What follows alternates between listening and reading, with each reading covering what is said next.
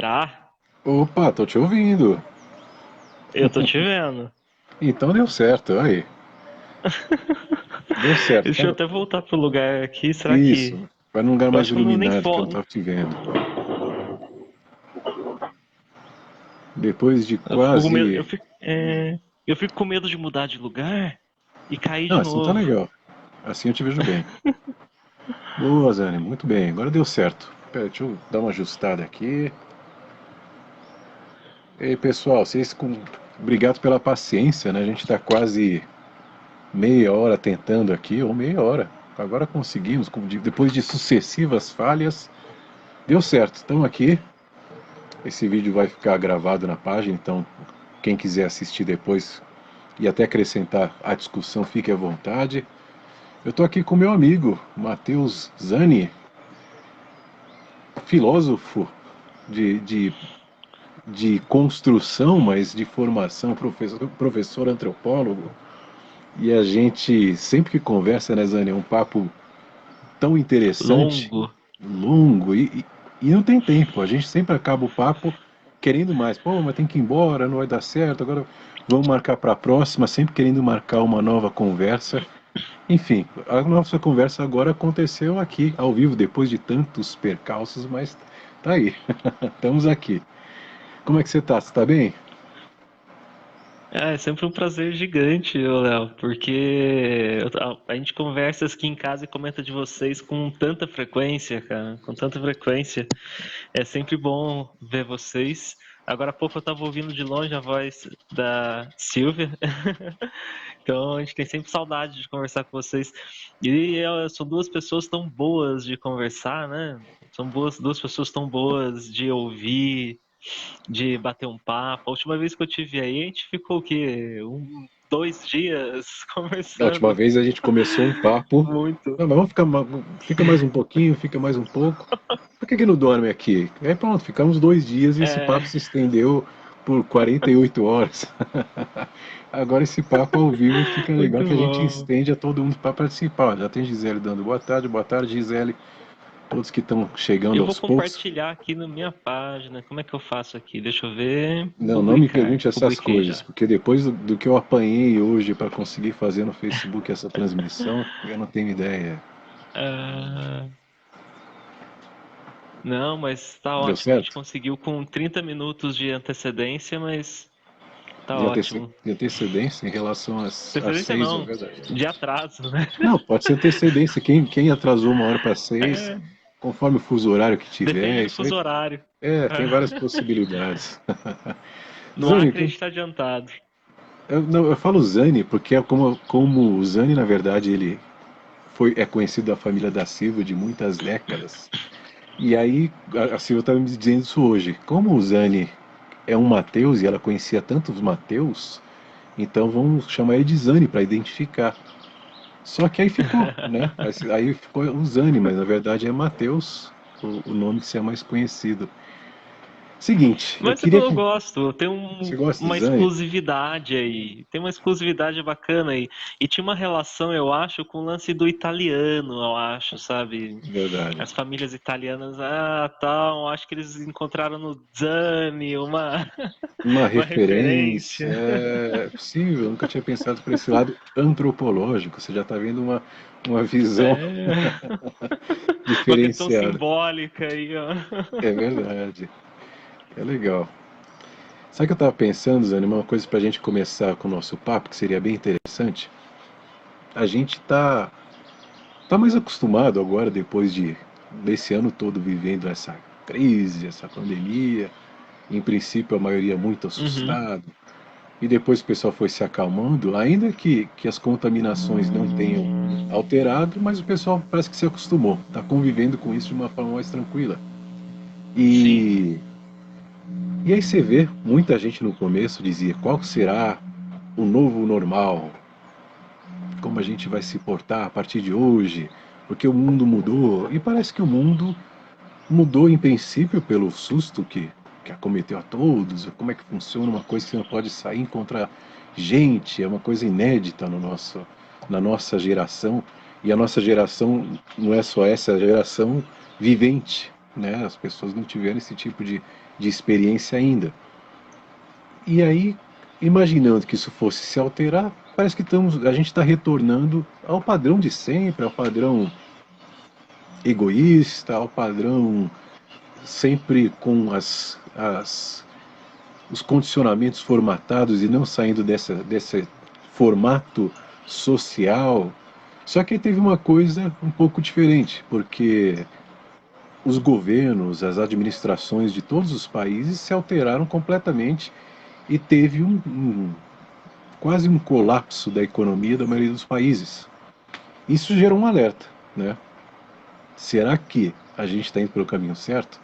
A gente digo eu e você e muitos outros, já tinham essa visão de que esse sistemão construído e alimentado ia gerar algum tipo de implosão, né, num futuro próximo. A gente não sabia que ia ser exatamente essa, mas essa expôs essa implosão que está gerando uma série de dificuldades e alterações no modo em que as pessoas passam a encarar suas economias, seus países, suas próprias sociedades. Nesse contexto, você acha, com esse teu olhar antropológico, com esse teu olhar que você percebe toda a construção, como foi acontecendo da sociedade, que vai de fato haver uma mudança na mente humana? Ou é mais do mesmo, a gente só muda o formato, só muda o jeito que se posiciona, mas é sempre o mesmo processo? Ô, Léo, deixa eu pegar um copo d'água aqui, enquanto Eu eu já te estou com o meu respondo. aqui garantindo. E dá um tempo seco, né, cara? Dá um tempo seco Muito. gigante. E eu acho que o tempo seco tem alguma coisa para dizer pra gente com que a gente, ó, talvez a única coisa que tenha conseguido recentemente mudar um pouco o fluxo do nosso modelo de economia, né? No mundo a gente começou a perceber que por mais que o ciclo de acúmulo do capitalismo fosse eterno, os recursos não são eternos, né? Então, quando a gente se coloca de frente com aspectos não humanos, né, a gente consegue dar uma pequena freada nas coisas. Então, são crises, né? São crises esporádicas pelo qual o nosso modelo econômico ele passa. Mas eu tenho a impressão, e desde o começo, quando teve no começo do ano, quando a gente ficou mais impactado Uhum.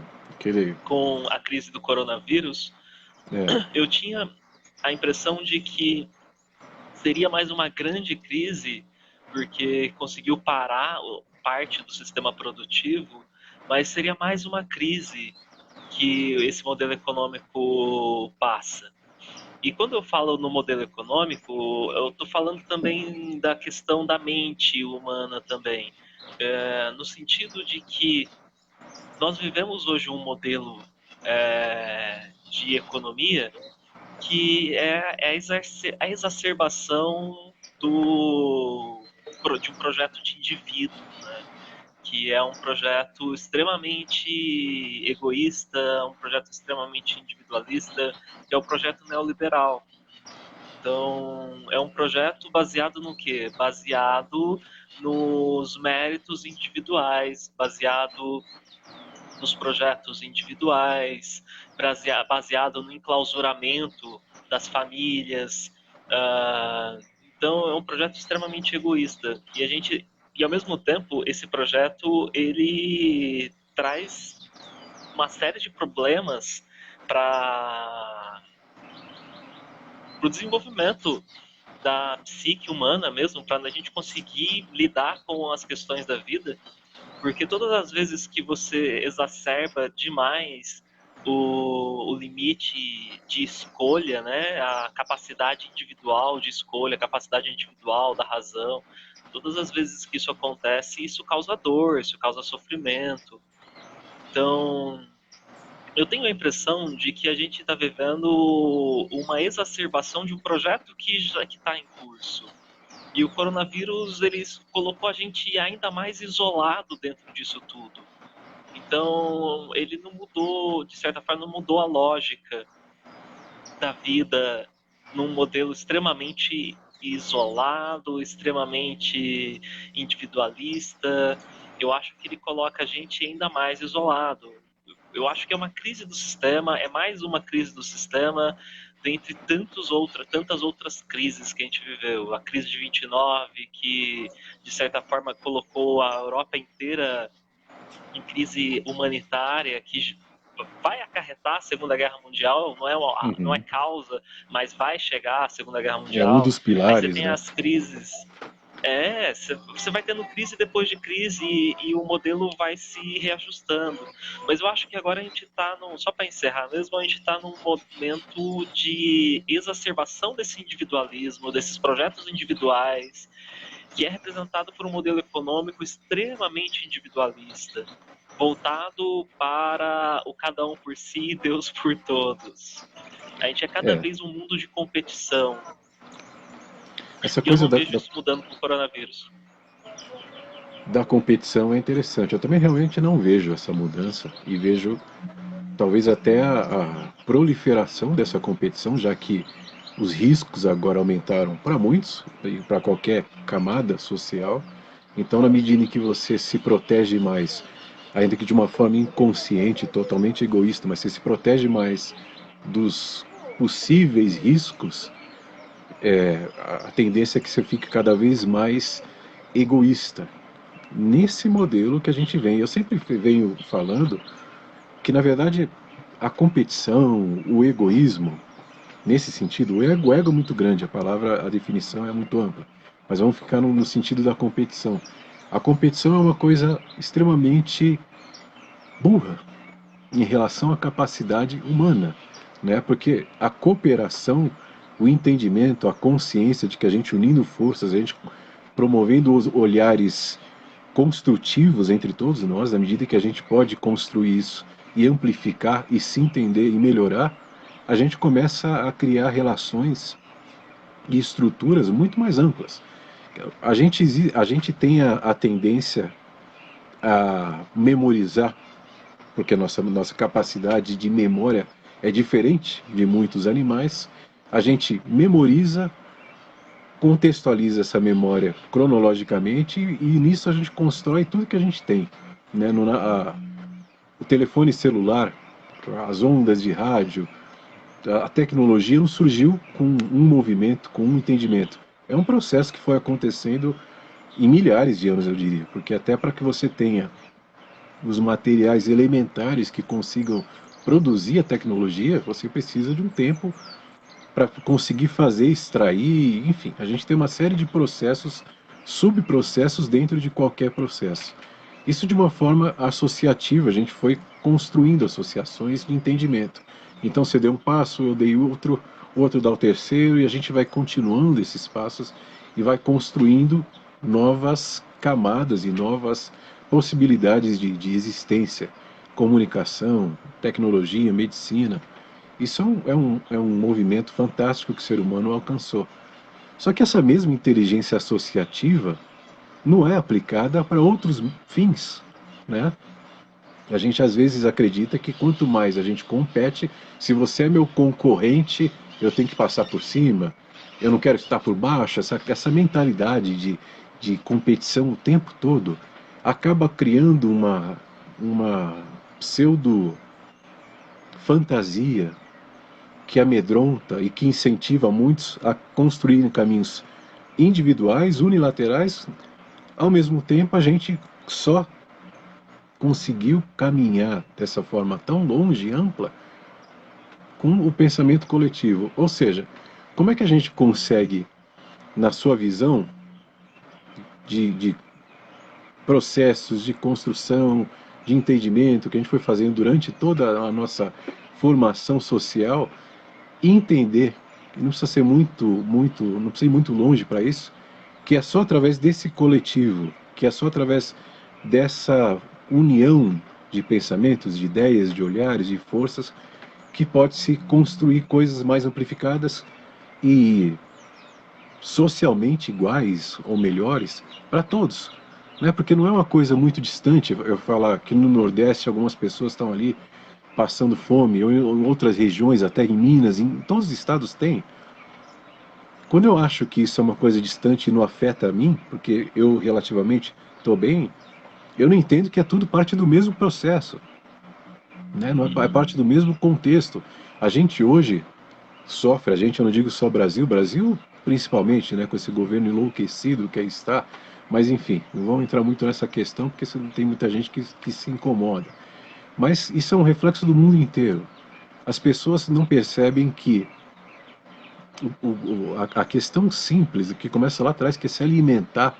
Se você não se alimenta na sua infância, você não desenvolve a capacidade cognitiva que você vai ter mais para frente. Então, quando você elimina tudo isso, você elimina a possibilidade de pessoas terem um físico, uma saúde básica, normal, né? Agora, quando você faz esse processo, você cria gerações nessas ideias e, de certa forma, a gente agora paga o preço por lá atrás ter relegado todas essas visões, e a gente como humanidade, entendendo que alguns podem ser separados e hierarquicamente melhores e superiores, a gente alimentando essa ideia, a gente criou uma geração, criou quase um país de pessoas e um mundo cada vez mais inconscientes e automatizadas, sem entender que é tudo uma coisa só. Segundo a sua visão, o ser humano não alterou o seu olhar de 100, de 200 mil anos para cá? É sempre a mesma coisa? Olha, Léo, eu estava refletindo sobre tanta coisa enquanto você disse, mas uma delas me veio logo no começo da sua fala. É, Tem uma situação que eu sempre usei com os alunos em sala de aula para falar sobre a questão do se o indivíduo, a questão do indivíduo, ela é realmente um caminho, né? Se o projeto individual é realmente um caminho. Ah, e eu gosto de usar uma analogia de uma antropóloga, na verdade uma filósofa, uma química, filósofa da ciência, chamada Isabella Stenger. Eu acho legal que ela usa a ideia das redes de colaborações entre designers de software, de certa forma.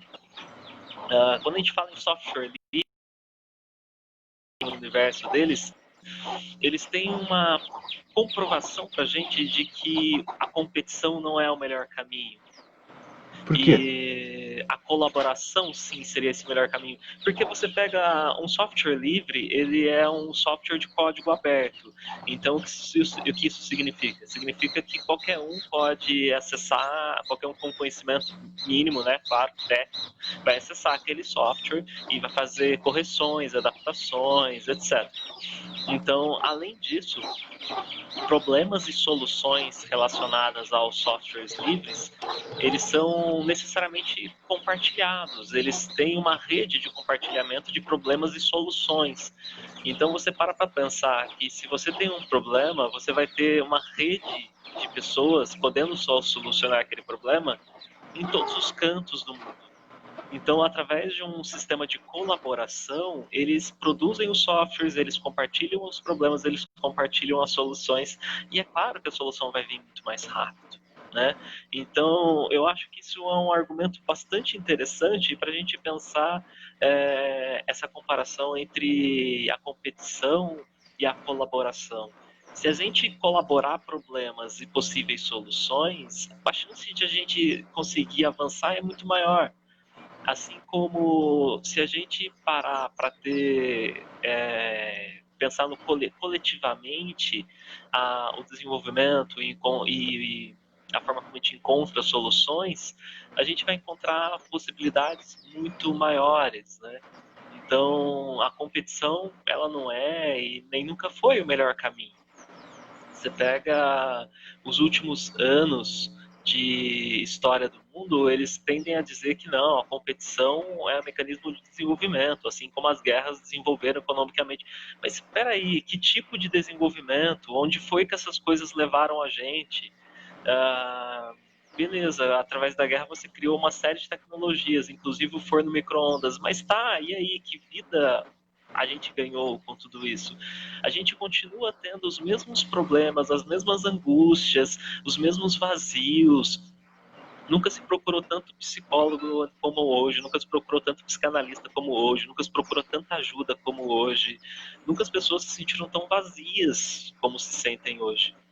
E, de certa forma, isso tem a ver, de novo, com essa sensação louca de liberdade individual, sabe? Até trazendo para esse sentido a conversa, porque quando você propôs e eu vi a temática, eu senti que tinha uma reflexão interessante para a gente fazer, para a gente pensar essa situação da mente humana e todos os problemas, as patologias relacionadas a um problema que eu acredito que tenha relação com a ideia de liberdade individual. Por quê? Porque você cada vez mais vai colocando nos ombros do indivíduo as responsabilidades sobre todos os caminhos da sua vida e do mundo. Então, a ideia de uma liberdade individual, dessa liberdade total do indivíduo, essa ideia ela coloca nas costas de cada um de nós uma sobrecarga de peso muito grande. E se a gente pegar três grandes momentos de defesa da liberdade individual, você pega ali o final do século XVIII, né, com o liberalismo filosófico, clássico e tal. Você pega os grandes batalhas, as grandes lutas da década de 60, tinha uma bandeira da liberdade, né, que você pega ali desde o movimento hippie até as guerras de libertação da África, os movimentos todos de 1968 que estouraram por ali. A ideia, mais uma vez, de liberdade é muito forte. Sim. E agora com o neoliberalismo, que é uma exacerbação total da ideia de indivíduo, do papel do indivíduo. A chegar a um ponto que até a teologia hoje é uma teologia extremamente individual. Se você pega uma teologia cristã do Pai Nosso, ela é extremamente coletivizada, né? Ela não está pensando simplesmente o interesse do indivíduo. Ele fala, a pessoa diz que venha a nós o vosso reino, ou seja, que seja feita do reino aqui o que Deus quiser do reino daqui, não o que eu quero. Seja feita a vossa vontade e não a minha. Mas hoje é o inverso disso. Inverteram o tal do Pai Nosso e colocaram seja feita a minha vontade, porque se eu quiser muito, Deus vai querer também. Então, tudo vai voltando cada vez mais para mim. Se eu quero, Deus quer também. E se eu não conseguir, nessa ideia toda da teologia da prosperidade, se eu não quero, é porque eu não batalhei o suficiente. É porque eu não fiz a promessa suficiente, é porque eu não entreguei o suficiente, é porque eu. Então você carrega em cima de você todo o peso do mundo. Isso não tem como dar certo, cara. Isso não tem como dar certo. Só pode dar em sofrimento, angústia. E eu acho que a crise do coronavírus ainda exacerba tudo isso. Ela não conscientiza, ela exacerba. Na medida em que mostra que esse isolamento separa ainda mais e a gente, a partir desse isolamento, está realmente propício a todas as possibilidades, a todos os eventos chegarem e a gente ter que só de uma forma isolada, se virar. Né? A gente, então, imagina o seguinte, da mesma forma que você está dizendo que as pessoas acabaram sofrendo porque eu sou culpado de não ter feito a minha oração certa, de não ter trabalhado o suficiente, ou de não ter sido esperto como poderia ser. O que está ganhando mais e que está naquele movimento de acúmulo individual, sem preocupar com o social, também tem essa mesma visão, só que por outro lado. Né? Eu consigo porque eu mereço, já que eu consegui, fiz e posso. E a gente acaba entrando num caminho que talvez anteceda toda essa discussão, que é a questão da consciência, né? Por que, que nós fomos nos tornando tão irracionais se em teoria somos o Homo sapiens, né? Na medida em que a gente tem uma ferramenta poderosa, que é a razão, que é a lógica, que se dá através dessa associação que a gente foi construindo, como a gente não percebe as questões tão básicas e acaba acreditando ou comprando a ideia dos que estão vendendo a ideia de que quanto mais individuais, melhor seremos, mais chances vamos ter. E eu acabo comprando essa ideia, né? Porque eu fico feliz na medida em que libero uma linha de crédito, alguma coisa, e eu começo a ter acesso também, e de repente eu estou entrando naquela classe que eu tanto sonhei, ou um relógio, ou uma roupa, alguma coisa me mostra que eu também posso ser daquela classe. Isso é tão irracional e tão apequenado diante da possibilidade que a mente humana construiu em outras esferas, que fica essa dicotomia, fica esse paradoxo intransponível, na medida em que a gente foi se desenvolvendo, foi construindo, foi melhorando em alguns lados, piorando em outros, mas sempre em processos de mudanças, e isso sempre do mesmo jeito, é o que você falou, a gente tem as mesmas angústias, a gente tem as mesmas tristezas, os mesmos questionamentos, né? E alguns pensamentos ainda, para mim, eu vejo de uma forma muito clara que algumas ideias ainda remetem a uma esfera de um pensamento muito primitivo. Essa coisa da hierarquia, né? Voltamos para esse ponto. Quem é superior, quem é inferior? Eu mereço mais, eu mereço menos. Mas lá atrás já foi construída em mim essa hierarquia, quase como um arquétipo de que eu sou um ser inferior, eu sou um ser pecador, eu sou um ser que não mereço tanto, a não ser que um ser superior me promova alguma facilitação. Então esse processo vem sendo alimentado aí, vem sendo alimentado na infância, enquanto criança é natural que a gente tenha referências para começar a ter um norte, mas essas referências permanecem e de repente, em fase adultas, alguém falou que esse é o caminho certo, o filósofo tal, o guru tal, o presidente, enfim, alguém fala que deve ser assim, eu sigo porque eu aprendi esse processo de seguir automaticamente. Mas é a questão da consciência, né? Onde é que surge isso? E tem uma coisa curiosa que me fez pensar tudo isso que você disse. Talvez isso tudo seja um projeto bastante racional. Essa talvez seja isso talvez seja o grande problema. E aí a gente pega talvez dois caras, assim, para pensar nisso. Um deles, hoje pensando no Weber, quando ele fala o Max Weber, aquele filósofo, sociólogo alemão, entre virada de 19 para 20, ele vai dizer sobre a racionalização da vida no mundo capitalista. E, portanto, existe uma racionalização burocrática, né? O mundo moderno começaria a se tornar cada vez mais uma máquina burocrática, um projeto de racionalização da vida que nos tornaria presos a esta lógica, presos a uma lógica de Que de lógica não vida. tem nada, né? Uma lógica muito De, fantasiosa, se diga por sinal, né? Mas é verdade. então, é uma lógica que talvez esteja completamente nos levando para o abismo, mas a gente estaria preso dentro dela. Porque tem uma série de pensadores que vão questionar se a gente é livre realmente ou não, se essa liberdade racional ela realmente existe. E o Weber é um desses caras que vai dizer que nós não estamos livres, que nós estamos presos a uma racionalidade burocrática do mundo moderno, né? Então, por exemplo, esses projetos que parecem sem sentido, eles na verdade parecem que têm um sentido louco, de deixar a gente cada vez mais doente, cada vez mais deprimido, cada vez mais angustiado. Mas parece ser um projeto de sociedade, né? E tem pessoas que defendem esse projeto de sociedade baseado no que eles chamam de meritocracia, É. individual completamente. E tem um segundo, só para completar, tem um segundo cara que é o Bembe. Me fugiu da cabeça agora o primeiro nome dele, mas se escreve com Mbembe, com um M no começo, Bembe, Mbembe. Bembe, ele é um filósofo africano, agora me perdoa, eu não me lembro agora se ele é moçambicano. Acredito que ele seja moçambicano, mas me fugiu agora na mente a origem, o país dele.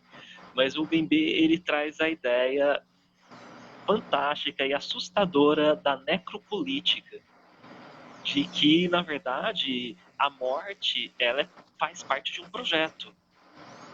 Então, o que a gente vê com 130 e quantas mortes pelo coronavírus no Brasil, quase 140, 142, parece, né? 142 mil, né? 142, então isso não é um erro, isso não é uma falha do projeto, isso é parte do projeto.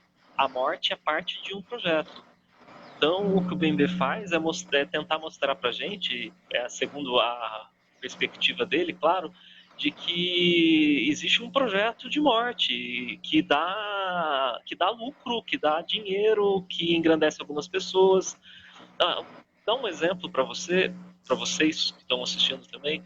Eu pesquisei essa semana, e qualquer um que está assistindo agora pode pesquisar, procurar na internet os novos bilionários brasileiros. Durante a pandemia, aumentou o número de bilionários no Brasil. No mundo, na verdade, né? Portanto, Chegou a no mais de mundo. 100 bilhões o aumento do patrimônio dos maiores empresários do mundo. O Brasil foi ironicamente, o Brasil foi um dos países que mais desceu durante essa crise economicamente e foi um dos que mais subiu nessa esfera dos que ganham mais, como se isso fosse um mérito e é, de certa forma, aplaudido pelos que mais desceram. Que capacidade incrível que eles têm. E parece loucura, mas é isso, né? Existe um projeto para quem a morte vale dinheiro, a Será morte é que lucrativa. eu estava vendo ontem um filme muito polêmico, até meio antigo, chama O Senhor das Armas, com o Nicolas Cage. E ele aponta bastante Muito coisa bom. interessante nesse filme de vendas, da hipocrisia dos países que são do Conselho de Segurança da ONU e que querem promover a paz, enquanto são os que mais comercializam e se beneficiam disso. Então, uma das falas é dizer o seguinte: não importa muito o objeto que está trabalhando, o que a sua empresa produz. Uma empresa tem que lucrar. Então, se é possível lucrar com a morte, então que seja com a morte. Se é com medicamentos em que ficam estendendo a vida das pessoas para que se tornem mais dependentes desse lucro, então que seja isso. Se é de forma a entreter todo mundo, vamos fazer um circo, o presidente vai lá, diz que vai dar um murro na cara do repórter, todo mundo aplaude, dá É, risada. Então, esse entretenimento que o ser humano busca constantemente, ele resvala em todas as esferas. E se a morte está numa delas, não é um problema para o que está se é. beneficiando disso. Agora, que tipo de benefício geral, né, a gente consegue esperar se a coisa vai se afunilando cada vez mais para pequenos e poucos interesses? Aqui em cima a Gisele diz o seguinte: o que necessitamos diferente do que desejamos? Isso que somos 8, acho que ela botou 8 milhões, mas somos em 8 bilhões, né, Gisele, de pessoas desejando, desejando, insaciáveis e acabando com os recursos naturais. O que é uma outra questão, né? A gente é muito limitado. Agora já está se dizendo em colonizar Marte. Vamos construir uma cidade em Marte, porque aqui está acabando, a gente não pode mais sobreviver por muitos séculos aqui. Mas que tipo de postura é essa, onde um país, um planeta pronto e que pode se reconstruir, se as medidas ideais, necessárias ainda em tempo forem tomadas, já vamos, esgotamos os recursos, foge para Marte, depois minera Marte, vai saber o que faz, e vai para outro. É quase aquelas formigas que quando elas entram, elas destroem toda a plantação e tudo que tem ali, mas o sistema delas ainda funciona. Eu acho que o ser humano está abaixo na questão da inteligência dessas formigas e de outras tantas outras espécies. Talvez mais comparado a um vírus o ser humano seja na medida em que ele se autoconsome, né? E se destrói. É, eu ouço muito falar nesse sentido o grande Ailton Krenak, né? O Krenak é uma figura incrível nesse sentido de olhar para nós de fora, né? Então, é um momento em que, de repente, ouvir uma liderança indígena possa se fazer extremamente importante, porque, no fim das contas, é o que a gente vinha falando. Tudo isso faz parte de um projeto bastante, um tanto destrutivo, né? Mas que mantém o poder de um certo grupo, ou aumenta o poder de um certo grupo. A questão também é, falando na questão do desejo, né, é que o desejo passou a ser utilizado como uma arma. Porque, claro, existem muitas teorias sobre o desejo, né? Mas vamos focar na ideia da falta, que talvez seja um caminho interessante para pensar, né? Então, desejaríamos aquilo que te falta, né? Então, se você deseja aquilo que te falta, e nós vivemos em uma sociedade onde o vazio torna-se insuportável e cada vez maior dentro do peito de cada um, que acredita cada vez mais que é o responsável por todos os caminhos próprios na vida, se esse vazio cresce cada vez mais, se essa angústia cresce cada vez mais, você vai alimentar, tentar resolver esse problema da angústia através desses contínuos desejos, né, que nunca serão saciados, pois vai ter sempre alguma coisa que te falta. Então você fica tentando resolver aquilo que te falta, resolver aquela angústia, resolver aquele vazio com alguma coisa que preencha aquilo. E nesse caso pode ser uma outra pessoa, aí você deposita todas as forças da sua vida na relação com uma outra pessoa, e isso não vai dar certo. Você de repente deposita tudo num novo emprego, aí você entra nesse novo emprego e isso não vai dar certo. Então você deposita naquele carro novo que você quer comprar, então você passa muito tempo sonhando e você compra aquele carro novo e aquilo não preenche aquele vazio. Então você sempre vai tentando preencher um vazio que cada vez é maior, né? Porque a gente confunde esse vazio com o vazio do desejo, né? Então a gente passa e continua a desejar cada vez mais, e esse vazio nunca será preenchido. É uma questão de olhar, de interpretação, né? Na medida em que eu identifico que eu tenho um vazio, que é uma coisa extremamente abstrata. Uma vez já perguntaram para mim, mas e aquele vazio que você sente? Eu falei, qual que é esse vazio? Não, esse vazio que você sente. Eu falei, mas eu não sinto vazio. Onde está esse vazio? Não, não tem um vazio, não tem uma coisa que falta. Não, não, mas tem. Então vai se criando essa estrutura de que você tem um vazio, porque em teoria você não conseguiu alcançar aquele outro que é o ideal. Então eu confundo, eu passo a confundir o que é desejo e o que é necessidade, né? Poxa, eu preciso tanto de um carro zero, porque meus amigos têm um carro melhor, eu preciso tanto de um carro assim, e começo a criar confusões onde necessidade e desejo são confundidas, e passo a alocar nessa minha imagem que eu vou criando vazios, preenchimentos e certas ideias, quando na verdade o vazio é essa ausência, esse vazio da própria capacidade que a gente tem e não está sendo usada, né? A gente tem muita possibilidade de entendimento, de construção, de interpretação, de olhar, mas a gente está cada vez mais se afastando disso. E nesse contexto pode-se vender, já que somos seres basicamente instintivos e emocionais e pouco racionais, ideias sedutivas, né, que vão seduzindo. Eu acabo acreditando que aquele é o melhor perfil para mim, que aquilo é o melhor que eu posso receber, e vou seguindo um certo direcionamento. E hoje, para mim, a religião mais forte, mais poderosa que existe é a religião do consumismo, né? Somos seres consumistas por natureza, porque a gente precisa consumir até para sobreviver. Mas volta naquela questão de confundir o que eu preciso e o que eu quero. Nesse sentido, quanto mais eu consumo, mais aplaudido pela sociedade eu sou, independente de estar exaurindo os recursos naturais ou não, mas eu preciso consumir. Cada vez mais, cada vez mais. E se alguém percebe que eu estou movimentando essa roda do consumo, portanto, seguindo esses símbolos sagrados religiosos da religião, onde cada vez mais temos que crescer, como a ideia do PIB, por que um país precisa crescer Por anualmente? quê? Por quê? Né? Se eu tenho o seu salário, se está tudo bem, Não, o ano que vem eu tenho que ganhar mais, e o ano que vem mais e mais. Por quê? Então, isso se explica, obviamente, pela questão dos juros bancários, que são sistemas que controlam os países e que sempre está ali precisando crescer, senão se atrofia, né? Você precisa pagar, É, porque você sempre deve, devedor de alguém.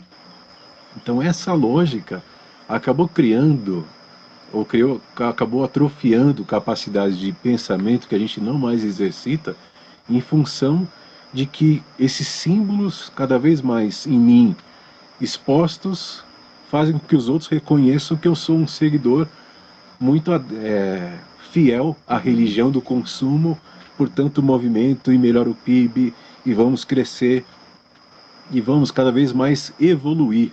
Você acha que isso é evolução? e se você parar para pensar, tem uma coisa, ah, essa ideia de crescimento do país, ele virou o grande mantra, né? Então você vai o tempo todo pensar quanto por cento que a sua economia cresceu. E para a economia crescer, isso é uma questão meio óbvia da economia. Para a economia crescer, você precisa ter material para isso, né? Então o tempo todo você vai estar tirando algo que é um elemento finito. Eu estava estudando essa semana para preparar uma aula, isso lá na segunda ou terça-feira, e é uma coisa bastante interessante nesse sentido. Uh, o nosso sistema modelo econômico, ele é conhecido como o sistema capitalista, né? E ele é chamado de sistema capitalista porque ele é o sistema do capital. E o que é o capital, né? Capital é um tipo de riqueza. É o tipo de riqueza que, quando é investida, ela é capaz de se multiplicar. Aí vem uma certa lógica de onde é que surge o capital. E você pega uma lógica que é mais ou menos a seguinte: ah, tudo que possa satisfazer a necessidade de alguém, a gente pode chamar de mercadoria. Então tá. Então tudo que pode ser trocado e satisfazer uma necessidade qualquer é uma mercadoria. Ah, então eu troco mercadorias. Eu produzo abacaxi e troco por abóbora. Então eu produzo 10 abacaxis e troco por 5 abóboras. Então é uma troca de mercadorias. Então eu sei que 5 abacaxis valem 3 abóboras. Com o tempo, eu vou percebendo que trocar abacaxi por abóbora não é interessante, porque eu tenho que trocar abacaxi por abóbora, por feijão, por roupa, tenho que trocar abacaxi por um monte de coisas. Então eu passo a eleger uma mercadoria que vai ser trocada por todas as outras.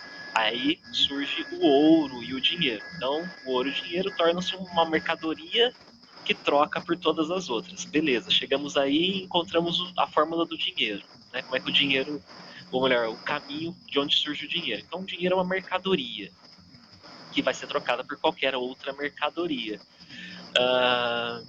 E aí, como é que esse dinheiro, que é uma mercadoria que se troca por outras, vira capital, que é a origem do modelo econômico que a gente vive? Como é que isso acontece? Acontece que quando eu troco uma mercadoria pela outra, essa troca só faz sentido se os valores forem diferentes. Porque eu não vou trocar abacaxi por abacaxi, eu não vou trocar abóbora por abóbora. Então eu troco abóbora por abacaxi. E se eu troco dinheiro por dinheiro, eu vou ter que trocar valores diferentes. Portanto, assim, eu pego e vou e invisto 100 reais, R$ 1.000 comprando queijo de Caldas e trago para Poços, né? Eu investi R$ 1.000 e trouxe para Poços de Caldas. Se eu chegar aqui em Poços de Caldas e vender esse queijo por R$ 1.000, eu troquei R$ 1.000 que eu investi lá por R$ 1.000 que eu ganhei aqui. Não faz sentido essa troca. Ela só faz sentido se o valor for diferente. Então a questão é, eu compro por 1.000 e vendo por 1.100. Então existe uma variação aí, que é a variação do capital, que é onde o capital ele passa a se multiplicar e ele passa a ter sentido de capital e não de dinheiro.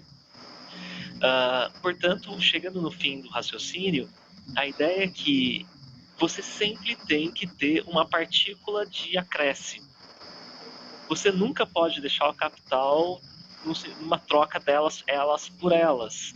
O sentido da troca do capital é acumular, é o acúmulo. Então a troca vai sempre ter que gerar um a mais. É até uma formulazinha simples, mas é uma fórmula que vai dizer que eu tenho dinheiro, que eu transformo em mercadoria, o queijo, que transformo depois em dinheiro quando eu vendo em Poços de Caldas. Só que esse dinheiro, quando chega em Poços de Caldas, já não é mais o mesmo. É um dinheiro acrescido de valor.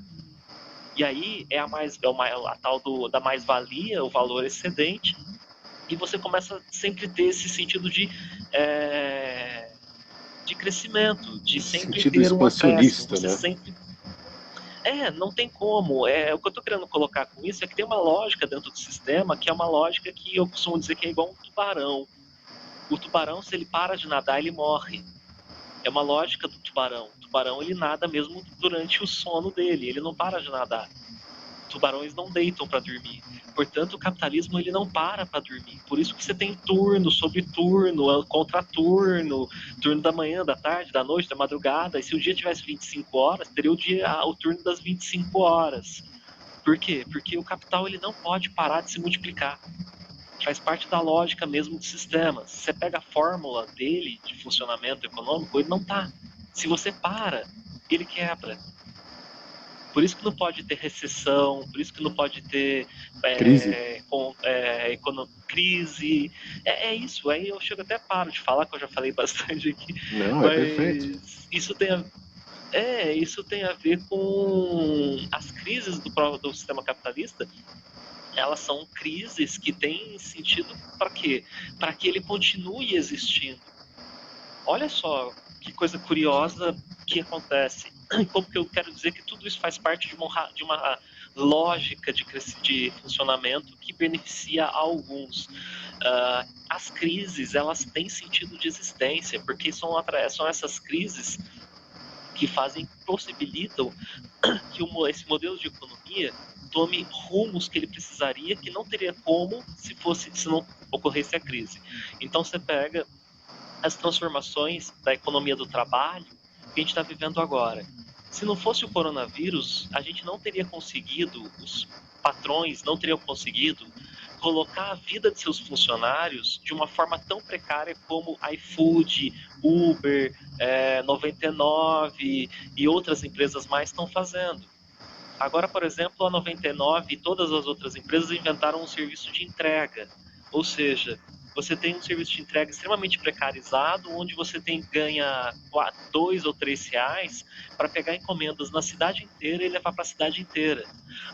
Você tem os trabalhadores de entrega trabalhando turnos de 11, 12, 14 horas sem ter comida, sabe? Porque quanto mais entregas eles fizerem, a chance deles terminarem um dia com 100, 150 de ganho. Ou seja, os caras se matam o dia inteiro para tirar 100, 150 reais de ganho no final do dia. Então, isso tudo só é possibilitado por conta dessa crise. Essa crise possibilitou que isso tudo acontecesse, que as pessoas aceitassem essa condição. Então, a crise ela tem um motivo de ser dentro do sistema. O sistema É, engra... econômico ela tem uma lógica louca. é engraçado que a gente vive essa lógica e não contesta e não sai das regras. Continua no mesmo formato. O exemplo que você deu do entregador é perfeito. Aqui em Caldas é uma cidade que não tem iFood, não tem nada disso. É uma cidade muito pequena. Mas tem o motoboy, que faz o serviço de motoboy. E cobra 10 reais para andar Caldas todas e entregar o que precisa. Você pode pagar 20, você pode pagar 15 cada vez, você pode, Uhum. independente do que ele te diz, ou independente do iFood que você contratou, você pode dar um valor de gratidão pelo que a pessoa fez por você, o risco que ela correu. E se todo mundo tivesse um pouquinho dessa lógica, mudava todo o sistema. Mas a minha lógica é a seguinte: não, já estou pagando o iFood, eu já paguei com desconto e eu quero quanto mais desconto melhor, porque eu me beneficio. Se ele se prejudica, bom, é problema dele, a profissão é dele, ele que escolheu isso. Eu não preciso tirar do meu para pagar para ele. Porque ele não faria isso por mim, por que eu vou fazer isso por ele? Aí começam as justificativas irracionais que vão corroborando para que esse sistema fique cada vez mais estruturado e mais lógico, ainda que sem lógica, na cabeça das pessoas que seguem. Né? Então tem que ser essa mentalidade de que eu ganho cada vez mais e eu prejudico o que está na minha frente, independente de prejudicar ele ou não, o que eu faço para ele não importa, eu quero ganhar. Agora, quando eu vou prejudicando e vou construindo essas ideias, eu vou alimentando esse sistema, a gente percebe que essa é uma questão que não cabe só a esses líderes que muitos têm essa intenção, mas eu diria que não estão. Eu não acredito nessa intenção deliberada de um grupo de empresários em que se reúnem e falam, agora vamos ferrar o povo, como a gente faz para ferrar o sistema? Eles querem ganhar e estão ali fazendo de tudo para ganhar cada vez mais, independente de onde estão. E a gente vai alimentando e comprando essa ideia. E não breca em nenhum momento e nem questiona e reflete até que ponto a gente pode parar ou pode criar uma curva nesse sistema. Você vê países do norte da Europa, os países nórdicos, né? Que são países ricos, mas são países onde funciona uma sociedade muito mais igual. Lá você não tem bilionários, tanto quanto tem, até no Brasil. Você pega países como Dinamarca, Noruega, Finlândia, né? São países que têm uma outra mentalidade mais igual. E você também não tem a miséria que tem aqui, você não tem esses disparates. Então, por que que a gente não intervém aumentando a caixinha do entregador e muda com isso parte do sistema e intervém na política e fica brigando em redes sociais e dizendo que é isso daí que tem que votar, porque esse é melhor, o outro é pior, e não faz parte da mudança real do sistema que cabe a cada um de nós. Um passinho pequeno, né? Se eu faço uma coisa, você faz outra, altera todo o sistema com decorrer de décadas. A coisa vai acabar não ficando da mesma forma, porque tudo vai se transformando. A gente já transformou. Se você for ver no século XIX, as indústrias eram muito mais pesadas com as pessoas, com seus trabalhadores, né? Que morriam ali aos montes e não estavam nem um pouco preocupadas. As grandes indústrias se contratava outra e acabou. Isso foi mudando, isso foi alterando. Não é o sistema ideal. Acho que em alguns lugares é o mundo ideal, outros não. Mas esse sistema pode funcionar de uma forma melhor se todo mundo entender essa perspectiva básica que é a colaboração. Mas não acontece. Isso está sempre se replicando e as alterações vão sendo muito lentas. Por que que eu critico tanto o sistema e não faço a mudança do sistema, né? Tem uma coisa curiosa, que até o tema da conversa me leva para isso. Você falou a questão social na construção da mente, né? E aí vem a pergunta do quão livre eu sou. Isso tudo para fazer as mudanças. Talvez as mudanças necessárias no caminho da minha vida, a gente possa até chegar lá e pensar nelas, mas existe uma série de contingências, né? Se eu vou pensar assim, se no século XVIII a ideia de liberdade individual do indivíduo foi tão forte, a partir do século XIX vai ser uma pessoa depois da outra tentando questionar isso, né? Aí É. Marx vai dizer que não somos livres, pois as estruturas do sistema econômico te prendem. Aí vai vir Durkheim e vai dizer que não somos livres, pois o corpo social nos prende. Aí vai vir Freud e vai dizer não somos livres, pois existe um algo que está para além da nossa liberdade, que nós não conseguimos controlar e nem ter acesso a ele, que é o inconsciente. Aí vai vir Foucault e vai dizer para você que você não é livre porque existe uma estrutura de controle social que não te deixa ser livre. E assim por diante vai vir do um depois do outro para dizer pra gente que a gente não é completamente livre. Que ou nós somos controlados por uma estrutura econômica, como quer Marx, ou somos também controlados pelo nosso inconsciente, ou somos também pelo inconsciente coletivo, que seja, pensando no Jung, ou Sim. temos aí as estruturas burocráticas da sociedade, como que é o Max Weber, e assim por diante, vão dizendo pra gente uma coisa que talvez, se a gente conseguir olhar para esses caras sem pessimismo, a gente consiga construir uma ideia de como é que a gente pode ser feliz no meio disso tudo, como é que a gente pode construir alguma coisa legal no meio disso tudo. Porque, se tem tanta gente dizendo pra gente que os iluministas não estavam certos quanto à liberdade e que não somos realmente tão livres quanto eles gostaríamos que fôssemos, e que a razão não é tão não é um caminho tão sólido para o desenvolvimento humano. Se a gente for pensar que esses caras têm razão, a gente pode construir algo a partir daí. E esse algo é o quê? Esse algo é tentar tirar do peso das costas de cada indivíduo a responsabilidade sobre tudo o que acontece. Então a gente perceber que existem inúmeras contingências que vão muito além da nossa capacidade individual de intervenção e tentar construir coisas dentro daquilo que é possível para construir a felicidade. E aí a gente poderia remontar algo bem anterior a essa racionalidade iluminista e voltar lá atrás com o Epicuro, por exemplo. Quando a gente volta numa coisa que você disse que é um caminho que você acredita, que é o caminho de pensar, de distinguir o que é necessidade, o Epicuro ele dividia isso em uma tabela, né? Então ele dizia para os seus discípulos: vamos pensar o que é necessário, vamos pensar aquilo que não é necessário, mas que você poderia utilizar, e vamos pensar aquilo que é descartável. Então, ele dividindo a tabela, essa coisa toda em tabela de 3 partes, ele conseguia mostrar para os seus discípulos o quê? Que, se você focar nas coisas apenas necessárias e naquelas coisas que você de repente pode ter, você não faz questão, mas pode ser legal, e descartar as que não são necessárias, você tem uma chance maior de ter felicidade na vida. Então, para Epicuro, e eu acho que a gente tem que caminhar para isso, senão o mundo não vai ter, o mundo vai ter fim, né? A gente vai ver o fim disso tudo ou o nosso próprio fim Mais de possível, né? ansiedade, né? Porque a gente vai criar uma ansiedade tão grande pelos desejos que vai ser impossível viver. Mas vamos ver aqui como é que poderia fazer isso com o Epicuro. A felicidade seria simples, né?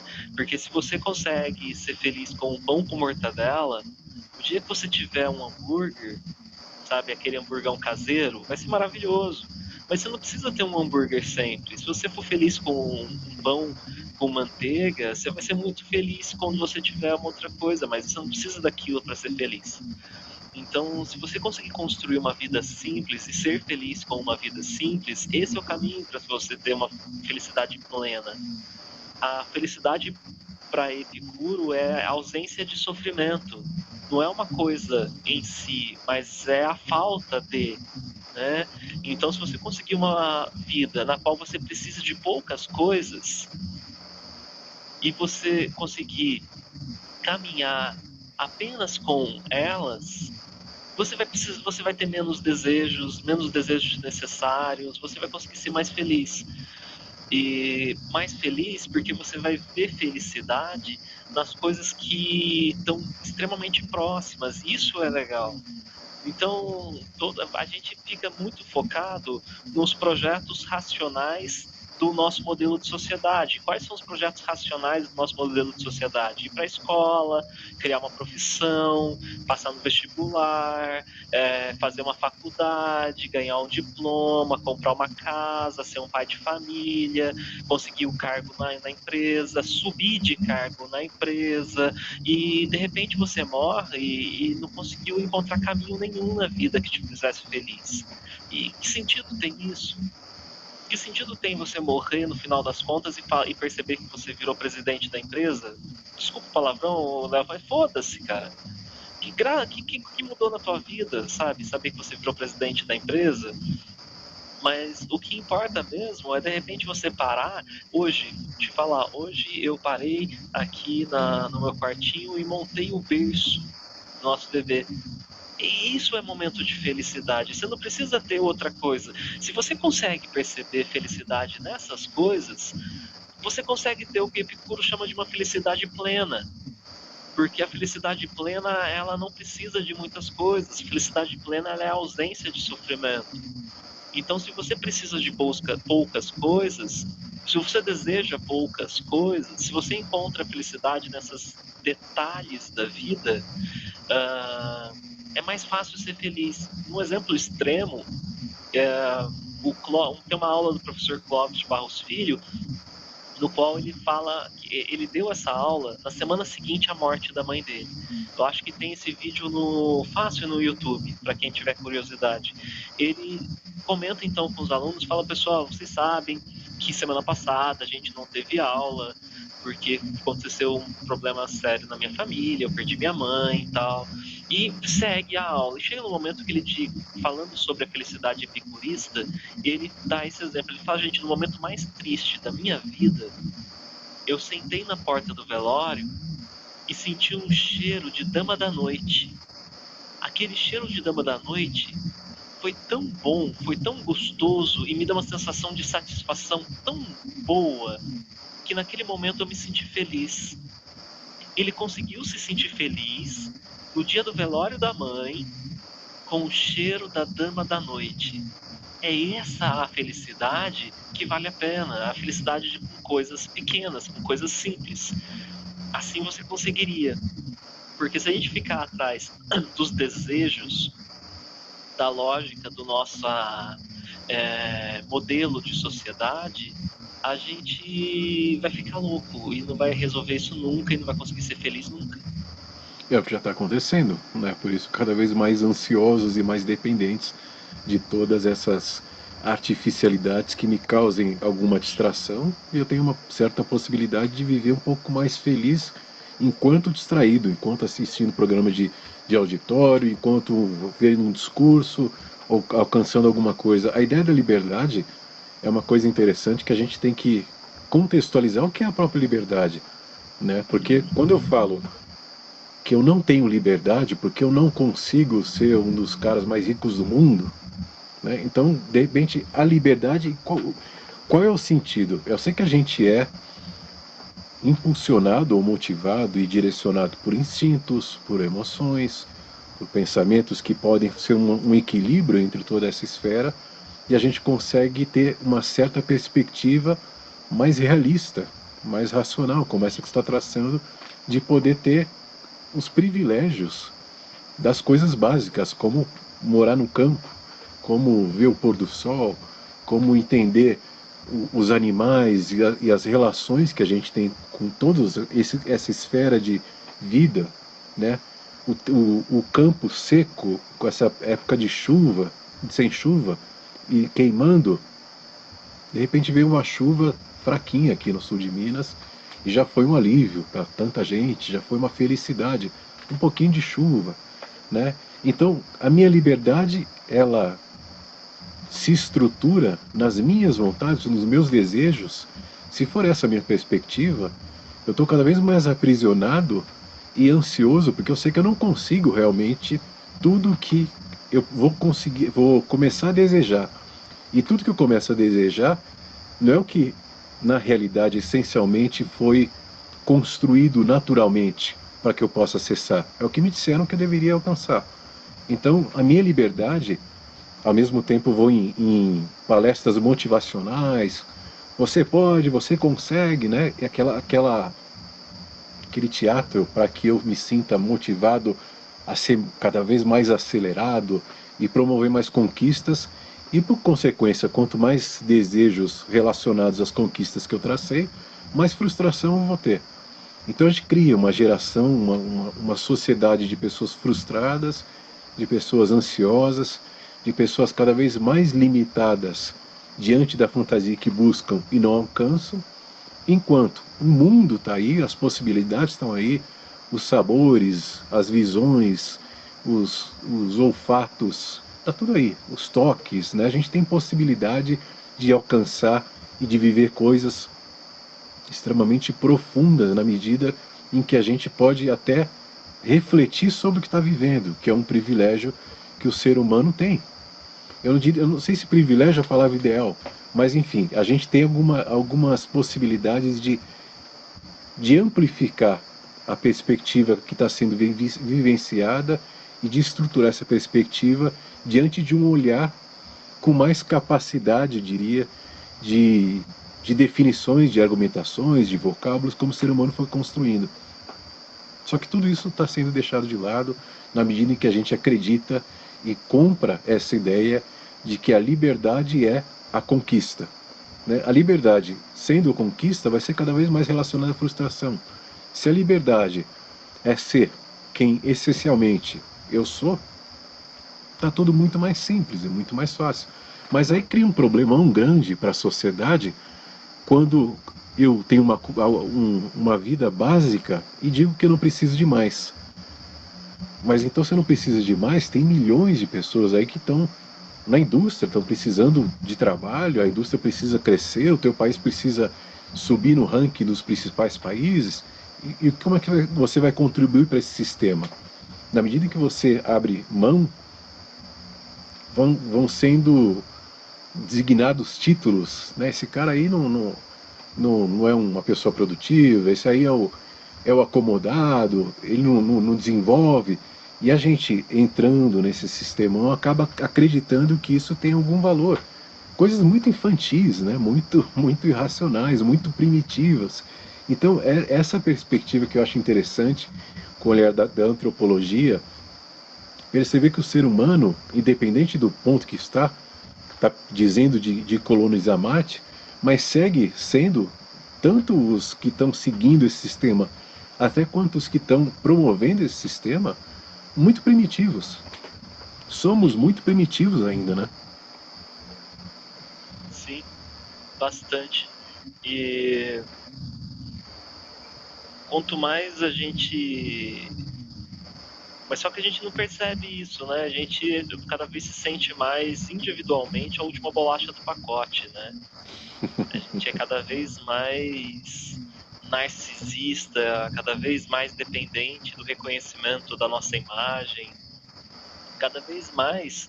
E cada vez a gente está aqui utilizando o Facebook e é uma coisa muito interessante e paradoxal, porque ao mesmo tempo que ele é uma ferramenta que possibilita que a gente fale com milhões de pessoas, ele é uma ferramenta que possibilita também que algumas pequenas empresas lidem com os nossos desejos de uma forma muito perfeita e direcionada, né?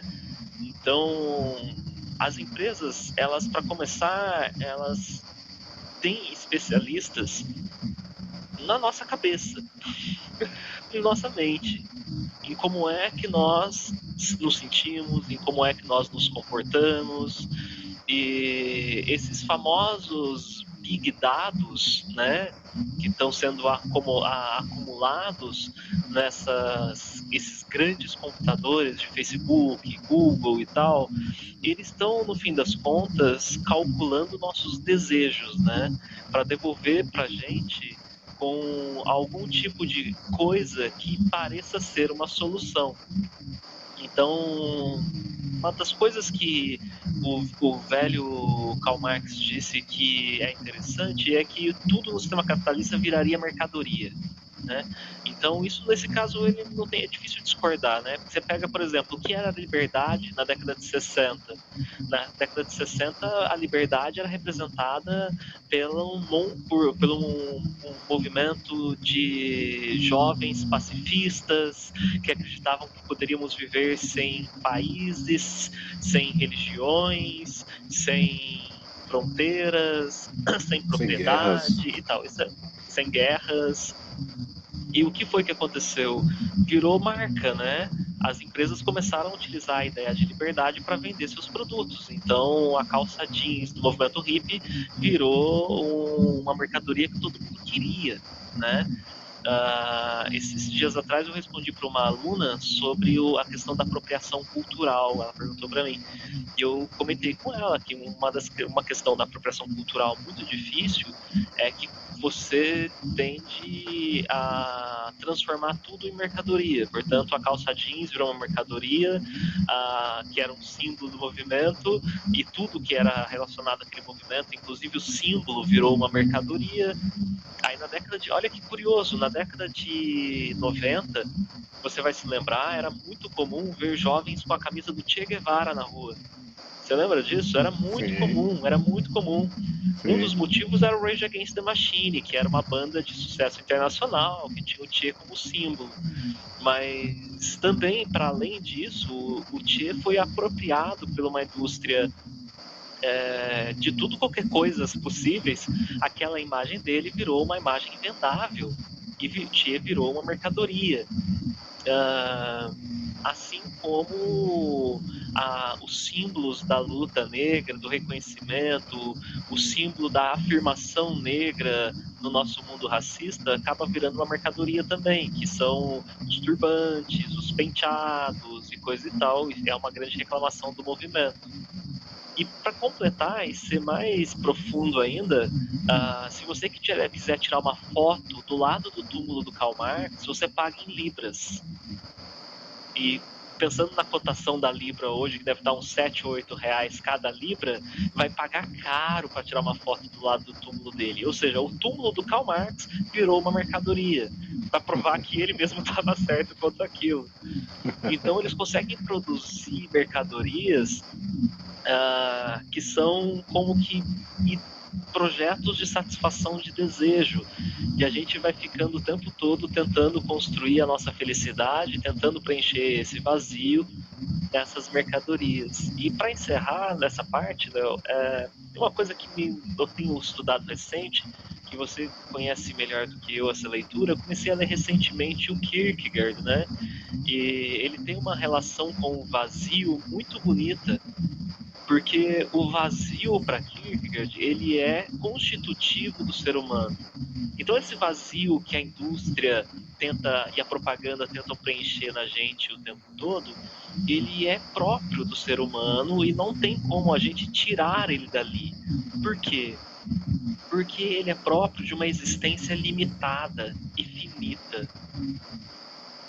Nós somos não só seres finitos, como a nossa própria capacidade de compreensão do mundo, ela é finita. E quando chega ao limite disso, que é a morte, ou qualquer outra coisa que seja completamente incompreensível para além dela, você tem que apostar no vazio. Quando você alcança o vazio, é esse vazio que tem que dar sentido para a caminhada. E não tentar encontrar algo que preencha esse vazio. Conseguir conviver com esse vazio, com a falta de... Porque essa falta de, ela não vai deixar de existir. Esse vazio. Mas será que essa falta de... Vamos questionar até, inclusive, essa teoria. Essa falta de foi uma coisa construída pela mente humana e é inerente ao pensamento humano ou à vida? Por exemplo, será que os animais, todos os outros animais, além do humano, também têm esse vazio, essa falta? Eles simplesmente vivem e acabou. Quer dizer, quando a gente começou a construir ideias que somos finitos, a gente também botou lá atrás, paralelo a essa ideia, de que somos algo. Então existe o Leonardo, existe o Zani, somos estruturas diferentes e separadas, porque não estamos aqui no mesmo espaço físico. Paralelo a isso, eu construí uma ideia, uma imagem de que existe um Leonardo, mesmo que eu morra, vai ter um Leonardo em alguma esfera, uma alma, um espírito de alguma coisa que está dentro de mim. Eu fui construindo uma série de associações e percebi esse limite, esse fim. Agora, a morte em si é o fim ou é só o término da ideia que eu construí em vida em relação à morte? né? Porque se eu não tenho ideias nenhuma, vamos por esse caminho extremo para a gente extrapolar e voltar. Se eu não tenho nenhuma ideia, eu não tenho nenhum pensamento, eu também não tenho vazio nenhum, porque é isso o que está sendo.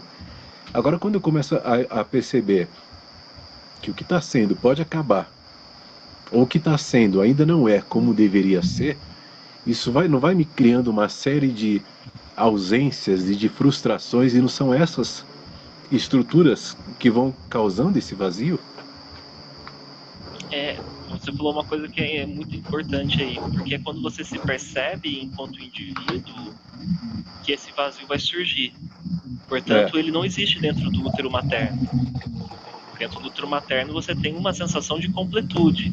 Isso que vai levar o Freud a acreditar que você vai o tempo todo buscar o retorno ao útero materno.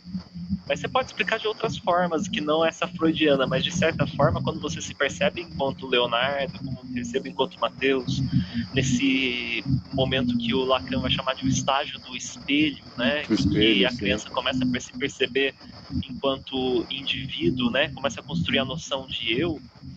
É aí que surge essa angústia, porque o Kierkegaard ele vai colocar isso de uma forma alegórica, trazendo a referência da Gênesis, né, do Velho Testamento. Mas você pode pensar isso dessa forma como a gente falou, e pensando assim, a partir do momento que eu me reconheço enquanto indivíduo, eu começo a me questionar sobre essa incompletude. Né? E esse questionamento sobre essa incompletude, que é algo que eu não vou alcançar, ele é tão universal que de certa forma, as empresas elas conseguem lidar com isso. A gente aqui não consegue, né? Elas produzem coisas que a gente acredita que vai preencher isso. Então, conseguir um cargo E vai, melhor não, dentro da só empresa uma é algo que eu interrupção. acho E realmente preenche por 5 minutos, por um dia, por uma semana. E eu tenho que buscar outra exato, coisa, né? exatamente. E talvez o que eu aprendi nesse sentido do fim do livro do conceito de angústia do Kierkegaard era que você, no fim das contas, você tem que aprender a lidar com esses vazios e não ficar o tempo todo tentando preencher eles com alguma coisa. Eu vou dar um exemplo. Eu tenho uma convivência muito grande com o pessoal do semiárido. E eu cheguei na Paraíba pela primeira vez em 2014. Em 2015, em janeiro de 2015, eu cheguei pela primeira vez na Paraíba. Naquele ano, estava completando 3 anos que não chovia na Paraíba. Quando eu digo não chover, eu posso até deveria explicar isso de uma forma mais técnica, mas é que seria muito prolongar demais. Mas é que as chuvas estão abaixo da média. Só para ter uma referência, em São Paulo chove em média 1.100 milímetros ao ano. Na Paraíba chove em média 300 milímetros ao ano. Ou seja, isso seria uma estação normal. Uma estação de seca choveria abaixo de 100 milímetros. Então, só para ter uma comparação, o normal, o bom lá é chover 300. Estava chovendo abaixo de 100, 70, 80. E juntando isso com o fato de que uma chuva numa condição como a da Paraíba, que junta dois outros fatores. O sol tá a pino, super quente, a gente está perto da linha do Equador. Então lá é quente pra caramba. O solo é extremamente arenoso. Portanto, a água que cai escorre e vai embora com muita facilidade. Choveu hoje, amanhã o solo está seco de novo. Sim. Olha que curioso. Então, junta a tudo isso o fato de que a primeira vez que eu cheguei lá, fazia 3 anos que não chovia. Na última vez que eu tive já tinha chovido. Eu consegui chegar lá e acompanhar de 2015 até 2018 sem chuva. E era uma coisa tão incrível. Eu tô querendo jogar tudo isso para entender o que, que é a espera, o que, que é essa angústia, o que, que é viver com esperando alguma coisa. Porque é isso, a angústia, é viver esperando alguma coisa que você não sabe o que é. Lá eles estão o tempo todo esperando a chuva. E o que aconteceu? De 2012 até 2018, viveu-se a maior seca da história registrada na história do Brasil. E eles passaram todos esses anos esperando que a chuva chegasse. E tinha uma coisa que parecia ser, às vezes,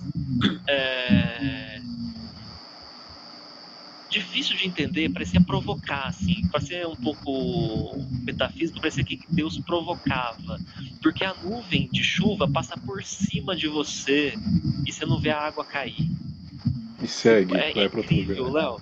Você tá parado assim, de repente você olha e forma uma nuvem incrível, uma nuvem preta. Você fala, vai chover.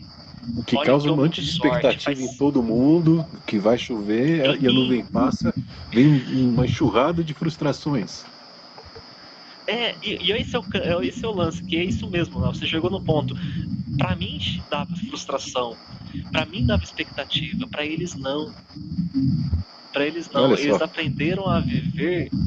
Eles aprenderam a viver ah, com o não saber.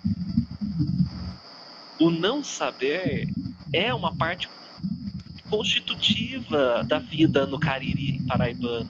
Eu não sei quando vai chover. E se você pega qualquer teoria, qualquer especialista em previsão da chuva, em meteorologia no semiárido, ele vai te dizer: não existe um cientista no mundo que consiga prever com a antecedência necessária quando é que vai chover no semiárido. Não se sabe, não tem uma tecnologia, não se inventou esse satélite ainda. Ele não existe. Portanto, ele é o período das chuvas e o período das secas no semiárido brasileiro é imprevisível. Você não sabe quando começa, você não sabe quando termina. Você só sabe quando termina o dia que cai a chuva, mas você não sabe quando é que isso vai acontecer. Então é uma sim. espera constante. E quando você chega ao ponto de perceber que essas pessoas aprenderam a viver com o fato de que elas não sabem, a gente volta no Kierkegaard de novo, naquela metáfora que ele usa sobre o momento em que o humano come da fruta do saber. O comer da fruta do saber é o momento da curiosidade, é o momento da capacidade de, que você percebe que você é capaz de.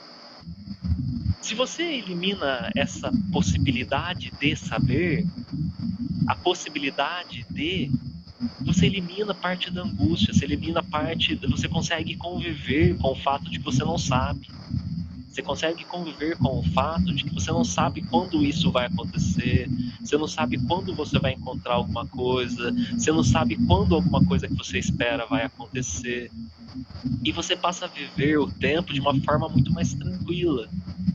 Você não sabe quando você vai alcançar aquilo. Então não fique esperando. Você não sabe quando aquela coisa que você gostaria que acontecesse vai acontecer. Então não fique esperando. Isso volta a gente para o tema da conversa de hoje, a construção social, né, da mente. Então, se existem tantas outras coisas que impedem a gente de ter o controle, o ser humano de ter o controle sobre o nosso destino, se a gente sabe que existem essas impossibilidades, então não sofre com isso. Então não sofre com isso. A Tenta gente vai. construir uma ideia, e esse é o exemplo que eu dou. É interessante, eu gostei desse exemplo porque a gente vai traçando paralelos nas construções sociais. Na medida em que a gente criou e construiu tudo isso, a gente tem o poder sobre o tempo, sobre o clima, sobre a tecnologia, sobre a internet. A gente ficou reduzido às coisas que criou e se afastou das que não foram criadas e aí estão. E aí chega uma pandemia, a gente percebe que não tem tanto controle assim, mas aí vem os líderes e controlam. Não, agora sim, tome isso que funciona, faça isso que está resolvido, não é tão problemático. Aqui está uma outra questão, faça, trabalhe e não deixe de produzir que vai dar tudo certo. E a gente segue esses caminhos porque a gente está sempre dependente de orientações que fomos orientados e vamos construindo, seguindo. Mas na medida que a gente percebe que os conceitos e as construções artificiais, até certo ponto, conseguem causar ou possibilitar uma previsibilidade, na maioria do contexto existencial, não. A gente está suscetível a tantas coisas, né? A gente está tão suscetível quanto era há 60 milhões de anos atrás a chegar um meteoro aqui e acabar com tudo, de repente não tem mais nada. Não, mas temos a NASA que vai nos salvar, então já vamos eleger um herói de novo, outros institutos que vão sempre estar à frente e nos protegendo. Mas à medida que a gente percebe a realidade, que a gente não tem controle e a nossa liberdade é sempre limitada a todos os contextos, as convergências que você falou que vão nos influenciando, que vão nos impactando, a gente percebe que não é tão possível ter tantas projeções e expectativas diante de objetivos que eu tenha, porque quanto menos objetivo eu tiver para ficar nos meus mais básicos e necessários, mais chance eu tenho de conseguir fazer com que essa vida seja um sucesso. E o sucesso da vida é existir, é simplesmente estar aqui, né? Essa é a construção que toda a vida em escala macro ou micro alcança o sucesso, é essa possibilidade da existência. Então eu desconfiguro tudo o que foi essencialmente e naturalmente sendo construído em milhões de anos, altero para uma escala muito reduzida a esse tempo em que eu vivo e percebo que isso não é o ideal, porque me falaram que o ideal é isso. A gente fala muito de filósofos, de pensadores, mas ao mesmo tempo, se eu tenho uma cabeça que é propícia a eleger esses ídolos, essas referências, eu acabo sendo aprisionado por isso também. Ah, mas fulano disse isso, não sei quem disse isso, Nietzsche falou isso, quem sou eu para contestar? Né? A gente não pode mais pensar, porque o outro já pensou pela gente. E vai ficando cada vez mais aprisionado, cada vez mais limitado. Dentro desse limite, cria-se uma redoma cada vez mais apequenada e primitiva, infantilista, que eu não percebo mais quais são as possibilidades que eu tenho e que eu usufruo todos os dias, mesmo que sem perceber. Aí nesse contexto eu quero outros objetivos, eu quero outros valores, eu quero ser o primeiro a fazer isso, eu quero estar acima dos outros. Inevitavelmente eu vou viver de sempre cada vez mais vazio. E esse impacto dessa ausência, que nada mais é a ausência das minhas projeções, vai ser cada vez mais perceptível em forma de frustração, que vai gerar ansiedades, que vai construir uma série de relações inadministráveis e eu, em um determinado momento, vou explodir. Vou surtar porque eu não suporto mais viver num mundo em que eu não consigo nada. Mas eu já tenho tudo, eu já vivo, eu já estou aqui. Mas eu não consigo nada, o quê? Então essa construção, eu acho que antecede ao sistema político oficial que a gente vê hoje, até mesmo as próprias religiões, acho que já foram criadas por esse objetivo, por esse vazio, por essas projeções, mas eu acho que a gente vai chegar num ponto, já quase para encerrar, que a gente já está aqui há 1h30, apesar do atraso que a gente tinha, mas a gente vai percebendo, você está me vendo, agora no final que eu vou perguntar completamente meu rosto? Perfeito, tá ótimo. É porque eu vi que estava um pouco embaçado, achei que estava falhando, mas então tá bom. Então, diante dessas construções que a gente foi formando, a gente acredita que esse passou a ser o objetivo e o sentido da vida. Essa coisa de sentido da vida também é muito deturpadora, né? Qual é o sentido? Tem que ter uma coisa objetiva, é isso, eu faço isso. Tem um filósofo desses conhecidos também do Brasil, que fala o que você vai deixar para depois, né? O que você vai deixar para a memória, qual vai ser o seu papel durante a vida. E às vezes o papel durante a vida é simplesmente existir. Não necessariamente eu preciso deixar para outras gerações um legado onde o meu nome vai ser eternamente lembrado e eu vou me destacar como uma pessoa especial e diferente da multidão. Sendo que a multidão sou eu. né? Tudo que está aí é tudo o mesmo princípio, a mesma base, a mesma É. construção. E eu acabo confundindo isso e vou construindo esse vazio. Eu gosto muito da analogia do lobo e do cachorro, né? O lobo, por uma questão utilitarista, convivendo com os humanos, que vendo que a caça em conjunto dava mais certo, aceitou ser domesticado e seguir alguns princípios porque via um benefício ali específico, se alimentava. E de lá para cá foi se alterando até virar o cachorro e a gente conhecer esse lobo domesticado que é o cachorro, e várias espécies, várias raças, vários comportamentos e várias atitudes foram encaminhando. É claro que é uma forma muito simplista, mas é para elucidar como que, com o passar de milhares de anos, as próprias características instintivas naturais são alteráveis. Então eu acho que a gente está alterando nessa plasticidade mental o próprio comportamento, e esse vazio que, em princípio, para mim, não era algo natural, hoje já se tornou. De tanto tempo que a gente foi em busca de algo que realmente nunca vai encontrar.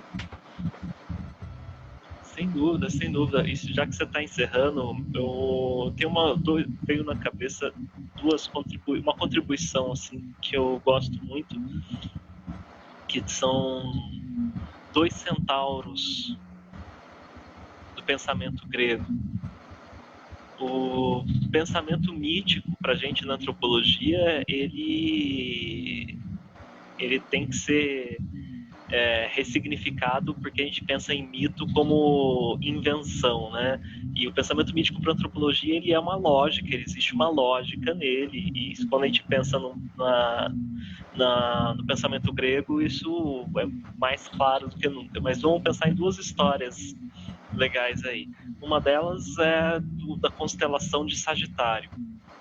A constelação de Sagitário é representada por uma besta metade humana, metade animal. Né? Então, aquele centauro, metade humano, metade animal, ele todos os dias ele solta uma flecha para um horizonte distante e sai correndo atrás dela. Todos os dias ele repete essa mesma coisa. Solta a flecha, sem saber onde é que aquela flecha vai acertar, se vai acertar e se um dia ele vai encontrar aquela flecha de novo. Porque o que importa para ele não é o ponto de chegada, mas é o fascínio da jornada. Então, no fim das contas, isso ensina muito pra gente, no sentido da gente pensar que a gente está o tempo todo pensando no ponto de chegada, quando o que importa não é qual é o ponto de chegada, se a gente vai alcançar esse ponto de chegada, como é que ele é, não importa o ponto de chegada, o que importa é o fascínio da jornada. Porque se a gente ficar olhando para o ponto de chegada, o caminho não vai ter sentido para a gente vai ficar sempre infeliz. A cada momento da vida a gente vai querer algo mais e a gente não vai ser feliz em momento nenhum. Tipo assim, eu não vou ser feliz nesse momento conversando com um amigo numa época de pandemia, sabe? Isso tem que ser feliz para mim. Poxa, se isso não me faz feliz, eu vou esperar o quê para ser feliz? Então o caminho tem que ser legal. A segunda coisa, o segundo centauro, são dois centauros. O segundo centauro chama-se Quiron. Quiron é filho de, se eu não me engano, de Urano com uma humana, ou filho de Zeus com uma humana. Não me recordo agora quem é o pai. Mas eu sei que num certo momento, o que aconteceu? Esse deus estava copulando com uma humana quando ele foi pego de surpresa por Zeus. Então não era Zeus, foi pego de surpresa e saiu voado. Então o que aconteceu ali é que ele engravidou aquela humana e sumiu. E Zeus deu aquela criança para ser criada por Apolo. Apolo, o deus da sabedoria, o deus da medicina, o deus da beleza, o deus mais sábio entre os deuses. Portanto, Quiron, que era metade homem, metade cavalo, ele foi criado por um Deus com toda a sabedoria para lhe passar. Então ele se tornou um ser extremamente sábio, porém um centauro. Certo dia, estava Quirón escondido lá na sua caverna, quando Hércules, voltando de uma de suas batalhas, ele resolveu encher a cara numa taberna, e ele com outros caras arrumaram uma grande de uma confusão, porque eles tomaram o vinho dos deuses, que era um vinho proibido. E nisso os centauros ficaram emputecidos e rolou uma briga gigante, e com isso Hércules começou a jogar as suas flechas para todos os cantos, sem mirar muito bem. Só que suas flechas estavam envenenadas com o veneno de Hidra. Ele tinha acabado de vencer a batalha com Hidra. Nisso, uma de suas flechas atinge a coxa de Quirón, que saiu da sua caverna para ver o que estava acontecendo naquela confusão. Ele é atingido por uma flecha envenenada com veneno de Hidra. Ele tira aquela flecha. Ele não se cura. Por quê? Porque ele... A flecha está com o pior de todos os venenos. Agora olha que curioso, ele não morre porque ele é imortal, mas ele não se cura porque o veneno é incurável. Portanto, Quirón vive para sempre com uma ferida incurável. Olha que interessante, todos nós temos um pouco de Quirón, segundo a ideia grega.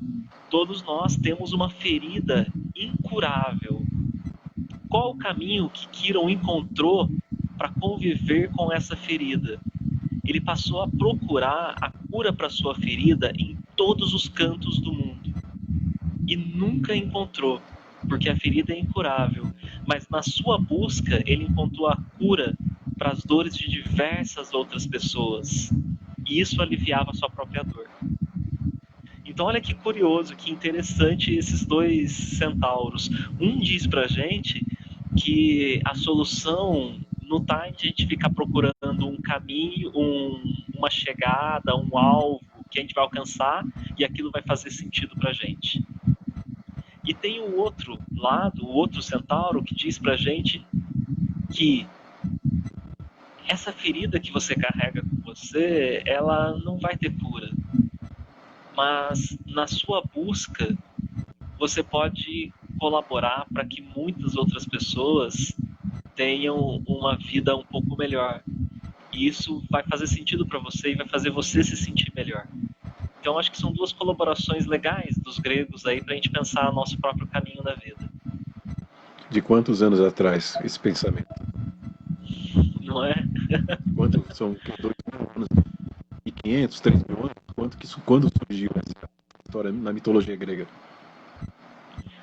É impossível até de pensar, né? Porque se a gente pensar que talvez esse mito venha de antes mesmo desse período helênico. Antes não, com certeza vem muito antes do helenismo, né? Então, para lá de 3, 4, 5, 6, 7 mil anos, vai saber. Aí você vê e fecha de forma bem interessante essa nossa conversa, aquilo que a gente começou desde o início falando. A gente acredita que vive numa época tão moderna, evoluída, tão construída, já definida, e alcançamos todos os conhecimentos, pelo menos a maioria deles, e as soluções estão aí a todos, mas a gente está expressando as mesmas reações e vivendo os mesmos paradoxos que vivia há 5.000 anos atrás, ou seja, a gente está ainda no mesmo processo, sem nenhum desvio, sem diferença na forma, mas a estrutura é a mesma coisa. A gente está sempre iludido, achando que caminhamos para muito mais distante, enquanto a gente está no mesmo processo que antes. Ou seja, o pensamento pode, hoje, criar essas associações, como essa que você está fazendo, e com essa associação simples, básica, permite a gente acessar básico, o simples, que é a verdadeira possibilidade de usufruir a vida de uma forma mais completa, de uma forma mais leve, com ausência de medos e de tantas angústias, já que a gente está sempre nessa permanente busca. Talvez soltar essa flecha e a diversão vai ser a caminhada até ver onde ela caiu e o que acontece até chegar até ali, como uma caminhada nas montanhas, né? Como todas as possibilidades que a gente tem, não um objetivo específico, mas desse passeio que é a vida em si, e nesse passeio entender o que vai sendo apresentado, olhar e observar, às vezes não entender, às vezes só observar, às vezes só estar ali, talvez seja algo muito mais profundo e que se a gente conseguisse uma, duas, três, quatro vezes durante a vida, isso aos poucos fosse se tornando um pequeno hábito que pudesse ser replicado em outras vezes, a vida talvez fosse muito mais fácil. Em resumo, a gente percebe que a vida é tão difícil porque a gente cria dificuldades e depois fica preso na. Exatamente. Sem dúvida. Eu acho que a gente tem coisas para pensar a semana inteira aí. Tem material para a vida inteira. A gente pode, depois esse vídeo vai ficar aqui, nem todo mundo, nem tantas pessoas conseguiram assistir ao vivo, porque deu essa dificuldade no começo, mas vai estar aqui, vou ver se eu coloco em outras redes também, e a gente consegue colocar essa ideia, gerando reflexões, provocações. Porque na medida que você não Vamos precisa ter um repetir. pensamento conclusivo, você precisa ter a intenção de começar a pensar e refletir, e esse é o próprio caminho. Sem dúvida. Vamos repetir quantas vezes você quiser aí. Tamo junto. Eu já estava pensando nisso, eu estava quase interessado em fazer uma coisa bem frequente, porque essa conversa aqui não é para 2 horas, não, é para a vida, como você disse. É pra vida. Valeu, Dani. Então, valeu pelo papo, como sempre, muito bom. Vamos ver como a gente consegue repetir agora já com mais facilidade dessa tecnologia que eu apanhei muito hoje. Mas a gente nas Vamos próximas consegue melhor e faz em outras redes também. Vamos estabelecendo formatos para que a gente possa gerar reflexão. Não conclusão. Não, isso é o certo, isso é o errado, faça isso, siga esse caminho. Mas será? Talvez. Por quê? Vamos começar essa provocação e ver que nesse caminho existe uma possibilidade imensa de construção, de entendimento, de vivência. Sem dúvida nenhuma. Acho que ponto, pensar nunca é demais e pensar, refletir, ler, estudar é uma das coisas que fazem essas pequenas alegrias da vida e faz a vida ter sentido. É isso. Muito bom. Zane, valeu. Um abraço pra você. Obrigado, Léo. Um abraço para você e para Silva. Saudades de vocês. A gente também. Vamos ver quando a gente consegue se encontrar pessoalmente também. Vamos ver como é que se encontra todo esse desarranjo que está acontecendo. Mas por enquanto estamos aqui. Valeu. Sem dúvida. Um grande abraço para vocês dois. Também, vocês dois também. Valeu.